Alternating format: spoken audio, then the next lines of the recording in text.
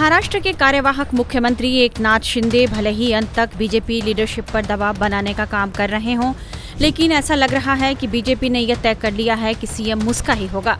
महाराष्ट्र के कार्यवाहक मुख्यमंत्री एकनाथ शिंदे ने एक अखबार को दिए इंटरव्यू में कहा कि जनता चाहती है कि सीएम वही रहें। उन्होंने कहा कि मैं आम जनता के लिए काम करता हूं और जनता का मुख्यमंत्री हूं, इस वजह से लोग मानते हैं कि मुझे ही मुख्यमंत्री बनना चाहिए।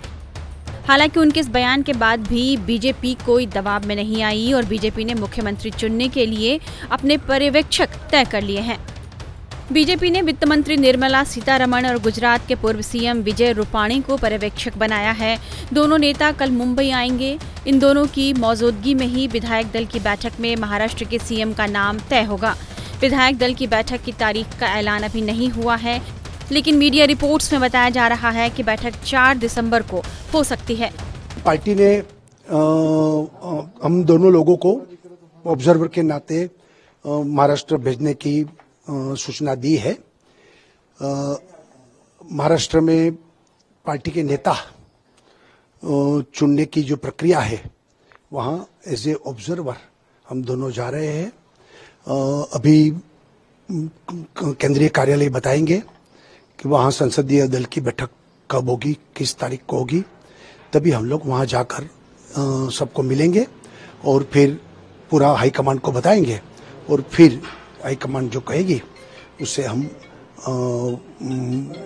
वहां के नेता चुनते हुए जाहिर डिक्लेयर करेंगे। इतनी बड़ी जीत महाराष्ट्र में मिली है, तीनों दल के विधायकों को सुनने के बाद परिणाम तय होगा क्या, किस तरह से प्रोसीजर होती है? ये प्रोसीजर तो यही होती है कि सब संसदीय दल की बैठक होती है, उसमें सबका मत जानने की कोशिश करते हैं। जो प्रस्ताव आएंगे उस पर विचार होगा और बाद में अगर सब लोग सर्वानुमते बताएंगे तो उसको ही हम नेता के तौर पर डिक्लेयर करते हैं। वैसे पार्टी में तो कोई चुनाव तो नहीं होता है, सर्वानुमत और सब तय करते एक साथ उसको नेता बनाते हैं। महाराष्ट्र में विधानसभा चुनाव का रिजल्ट 23 नवंबर को आया था।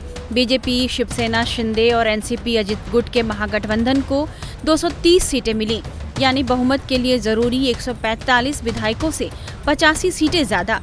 रिजल्ट आए आज 9 दिन बीत चुके हैं, लेकिन मुख्यमंत्री पर अब भी पेंच फंसा हुआ है। इस बीच एनसीपी नेता अजित पवार दिल्ली रवाना हो गए हैं। देवेंद्र फडणवीस भी दिल्ली आएंगे। दोनों नेता संभावित मंत्रियों की लिस्ट और उनका रिपोर्ट कार्ड लेकर गृह मंत्री अमित शाह से चर्चा कर सकते हैं। इससे पहले 28 नवंबर को शिंदे, फडणवीस और पवार तीनों दिल्ली गए थे। उस बैठक में भी सरकार बनाने को लेकर चर्चा हुई थी। दिल्ली में गृह मंत्री अमित शाह से बैठक होने के बाद जब महायुति सरकार के गठन की तैयारी तेज थी और सरकार के गठन को लेकर मुंबई में एक अहम बैठक होने वाली थी, ठीक उसी समय कार्यवाहक मुख्यमंत्री शिंदे 29 नवंबर की शाम को अचानक सतारा जिला स्थित अपने गांव पहुंच गए। कहा गया कि वे बीमार हैं और आराम कर रहे हैं। ऐसा करने से वो विपक्षियों के निशाने पर तो आ गए, बीजेपी को भी उन्होंने टेंशन दे दिया। इस बीच बीजेपी के प्रदेश अध्यक्ष चंद्रशेखर बावनकुले ने 30 नवंबर को एक्स पर एक वीडियो पोस्ट किया और कहा कि नई सरकार का शपथ ग्रहण 5 दिसंबर को मुंबई के आजाद मैदान में होगा। उन्होंने बताया कि प्रधानमंत्री मोदी भी कार्यक्रम में शामिल होंगे। माननीय पंतप्रधान नरेंद्र मोदी जी के नेतृत्व में महाराष्ट्र में महायुति को ऐतिहासिक विजय मिला है। आज तक सबसे बड़ा मैंडेट महाराष्ट्र में महायुति को मिला है और महायुति सरकार का शपथ ग्रहण समारोह माननीय पंतप्रधान नरेंद्र मोदी जी के उपस्थिति में मुंबई के आजाद मैदान पर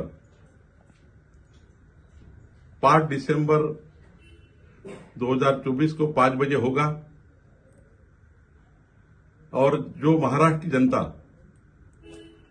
इस ऐतिहासिक शपथ ग्रहण समारोह का इंतजार कर रही थी, वो इंतजार अब खत्म हो गया। मैं महाराष्ट्र की जनता को बहुत बहुत शुभकामनाएं देता हूं।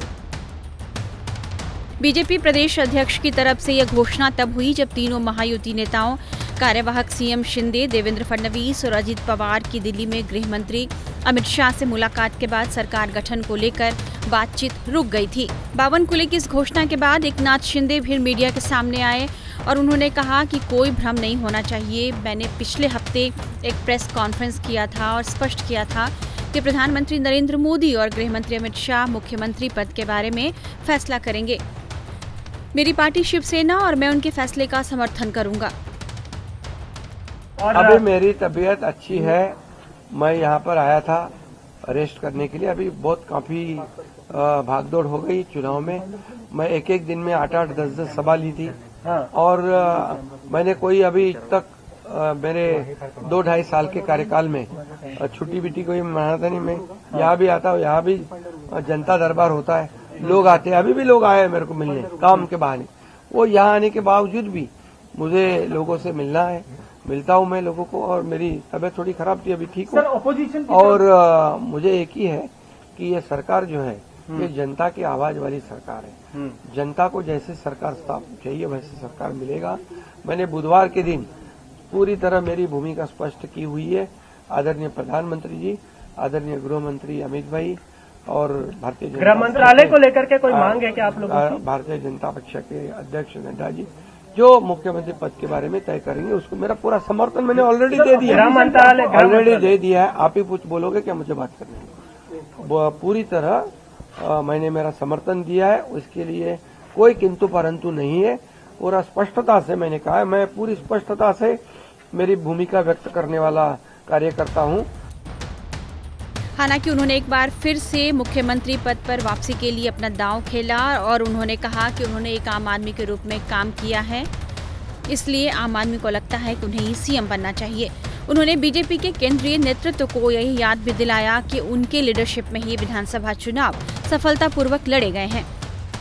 तो मैंने जो काम किया है, जो नेतृत्व किया है मैंने और हमारे दोनों उप मुख्यमंत्री और हमारे सहयोगी ने, जो आज तक के तुम कितने सालों से पत्रकारिता करते हो, जरा खाली थोड़ा याद करो कि आज तक के इतिहास में इतने बड़े 2.5 साल के अंदर इतने बड़े पैमाने पर डेवलपमेंट और इतने बड़े पैमाने पर वेलफेयर स्कीम जो कल्याणकारी योजना कभी की थी। ये देखो, मैं इतना ही कहूंगा, इतनी योजनाएं 2.5 साल में करने वाली ये ऐतिहासिक सरकार है और ये सुनहरी अक्षरों में लिखा जाएगा। ये भी मैं बताता हूं क्योंकि हर घर में कुछ न कुछ ये सर्वसामान्य आम आदमी का सरकार है, गरीब का सरकार है, ये हम बोलते थे, वैसे करके दिखाया है। इसलिए 2.5 साल में उन्होंने हमें इतना बड़ा आशीर्वाद दिया है कि पूरी तरह विपक्ष को विपक्ष नेता भी नहीं मिला है। इससे आप पता करो कि ये सरकार ने इतने कम समय में हमने जो काम किया है इसका नतीजा है। और मैंने पूरी तरह कहा है, मोदी जी अमित भाई जो कहेंगे उसे पूरा हमारा समर्थन है। और निश्चित रूप से अभी मैं एक ही बात कहता हूं, सरकार स्थापित हो जाएगी, अच्छी तरह से हो जाएगी। कोई किसी में हमारे सभी तीनों दलों में समन्वय है और हमें क्या मिला और इससे ज्यादा हम जनता को क्या देंगे, महाराष्ट्र को क्या देंगे। अभी हमारी जिम्मेदारी बढ़ गई है क्योंकि महाराष्ट्र की जनता ने हमें भर भर के दिया है। अभी हमें उनका विकास करना है, ये योजनाएं को आगे बढ़ाना है, इस पे पीछे हम काम करेंगे। इतना ही मैं कहता हूं। सवाल ये उठ रहे हैं सर अपोजिशन। अरे भैया, उनकी कल मीटिंग है ना विधानमंडल पक्ष की, उनकी मीटिंग है, उसमें तय हो जाएगा। क्यों चिंता करते हो? 5 तारीख तो हुई है, तो आप चिंता मत करो, सब बराबर हो जाएगा। जिस तरह शिंदे अपनी सफाई देने के लिए मीडिया के सामने आए, उससे समझा जा रहा है कि बीजेपी का दबाव काम कर गया। राजनीतिक विश्लेषकों का मानना है कि जिस तरह महाराष्ट्र बीजेपी प्रदेश अध्यक्ष की तरफ से शपथ ग्रहण समारोह का मैसेज दिया गया, उसमें एकनाथ शिंदे के लिए एक स्पष्ट संदेश छुपा हुआ था कि वह तय करें कि उन्हें बीजेपी के नेतृत्व वाली सरकार में शामिल होना है या नहीं, और यदि होना है तो इस पर वो अपना निर्णय जल्द लें। हालांकि राजनीतिक विश्लेषकों का मानना है कि मुख्यमंत्री का चयन होने के बाद भी विभागों को लेकर महायुति गठबंधन में जबरदस्त खींचतान मच सकती है।